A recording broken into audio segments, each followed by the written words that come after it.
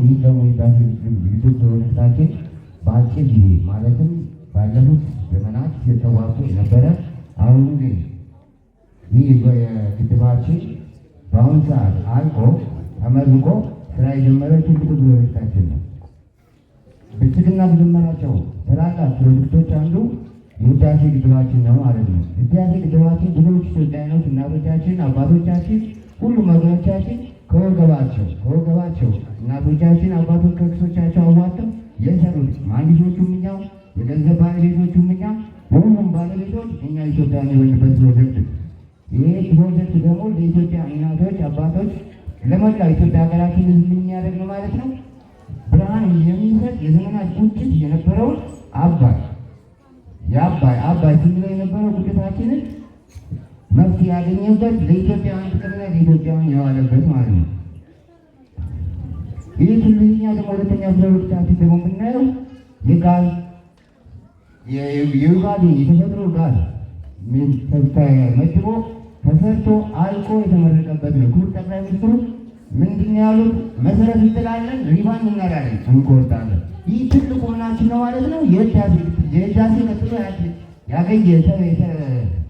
ህዳሴ ቀጥሎ ትልቁ ፕሮጀክታችን ይሄኛው የዩጋዴን የጋዝ ይሄኛው ደግሞ ኮንሻ ሃይድሮ ኤሌክትሪክ። ይሄኛው ደግሞ የምናሳያችሁ ምንድን ነው? አሁን የተጀመሩ በቅርብ የሚጠናቀቁ መሰረታቸው ተጥሎ ስራቸው በከፍተኛ ፍጥነትና በከፍተኛ ሀገራዊ ወኔ በጠቅላይ ሚኒስትሩ አነሳሽነት በአመራሩ ቆራጥነት እየተሰራ ያለ የኮንሻ ሃይድሮ ኤሌክትሪክ ፓወር ይህ ወደፊት ከህዳሴው የማይተናነስ ከፍተኛ ፓወር የሚያመነጭና የኛ ኢትዮጵያኖችን ደግሞ ህልማችንን እውን የሚያደርግልን ትልቁ ፕሮጀክታችን ነው። ይህ ፕሮጀክት እንግዲህ እንደሚታየው በስላይዱ ላይ በስራ ላይ እንዳለ ነው የሚታየው። ይህ ደግሞ በቅርብ ይህ ያልቃል ማለት ነው። ይህ ሁለተኛው ደግሞ የሁላችን ህልም የሆነ የውጭ ምንዛሪ ኪሳራችን የሚቀንስልን የዳንጎቴ የኮያችን ነው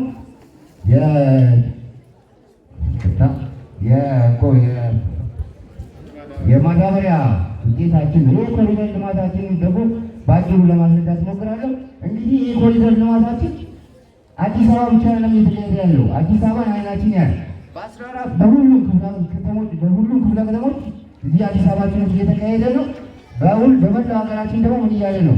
እየተፋጠነ ያለ የኮሪደር ልማታችን ይህ ኢትዮጵያ ገጽታችን የሚቀር የሀገራችንን ገጽታ የሚቀር የእኛን የቱሪስት መስህባችን የሚጀምር ትልቅ የምንድነው ማለት ነው ማሳያችን ነው። አዲስ አበባ እንደ አዲስ አበባነቷ እንድትቀጥል ንጹህና ጽዱ ሆና እንድትቀጥል ፓርቲያችን በወሰደው ከፍተኛ አመራርና ግንኙነት የተነሳ በአጭር ጊዜ 72 አመራሩ የክፍለ ከተማው የወረዳው ሁሉ በአንድነት ተነስቶ በአጭር ጊዜ ከተማችንን ከተማ አሰኝቷታል ማለት ነው። ይህ የኮሪደር ልማታችን እንግዲህ ዛሬ አዲስ አበባችን እንደምትመስል ሁላችን ያለ በጣም ቆሻሻ የነበረው ያፈጀው ከተማችን ዛሬ ምን ሆናለች ማለት ነው? ከአውሮፓ ሀገሮች ዱባይ እንድንል እንኳን አንሳሳትም። የአውሮፓ ሀገሮችን ለመስተካከል እየሄደች ያለች ሀገር ነች። ስለዚህ ፓርቲያችን ሰው ተኮር ነው። ፓርቲያችን ምንድነው? ሰው ተኮር። ይህ ሰው ተኮር ፓርቲ ደግሞ ሰውነት እና ያስፈልገዋል፣ የተለያዩ ነገሮች ያስፈልገዋል። ይህ ደግሞ ተግባራዊ ያደረገ ነው። ለምሳሌ ከዚህ በፊት ሁላችን እንደምናውቀው ምንም አይነት የብስክሌት መሄጃ የሌለብን በተለይ ኢትዮጵያዎች ሁላችን እናውቃለን። ከድሮ ሜዳ 6 ኪሎ ያለው መንገድ ለትራፊክ አደጋ በጣም የተጋለጠ ሰዎች በየጊዜው የሚሞቱበት ነበር። ይህ ደግሞ በአሁኑ ሰዓት ያበቃበት ጊዜ ነው ማለት እንችላለን። ሌላው የስንዴ አብዮታችን ነው። ይህ የስንዴ አብዮታችን በክቡር ጠቅላይ ሚኒስትር ኢኒሼቲቭ ተነስቶ ዛሬ ኢትዮጵያ በአመት ስንዴ ታመርታለች። 3 ጊዜ በአመት 3 ጊዜ ማምረት የቻለችበት ትልቅ ግባት የሚያገኝበት ስንዴ አምጪዎች ሳንሆን ስንዴ ገዢዎች ሳንሆን ስንዴ ምንባዮች ነን፣ አምራቾች። ይህ ደግሞ በቅርብ የታየ ትልቅ እምርታችን ነው ማለት ነው። ይህ እምርታ ደግሞ ለመላ ኢትዮጵያኖች ማለት ነው ከዚህ በኋላ ረሃብ የሚባል ነገር ለኢትዮጵያ በቃ ልማታችን ወደፊት እንጂ ወደኋላ የሚሄድበት መንገድ ይያል። ስለዚህ ይህ የስንዴ አብዮታችን ታላቋን ኢትዮጵያ የሚያራምድ የነቀዘ ስንዴ የምንቀበል ሳንሆን የሞተ ስንዴ የምንቀበል ሳንሆን ንጹህ ስንዴ ለውጭ ገበያ የምናቀርብ እንሆናለን።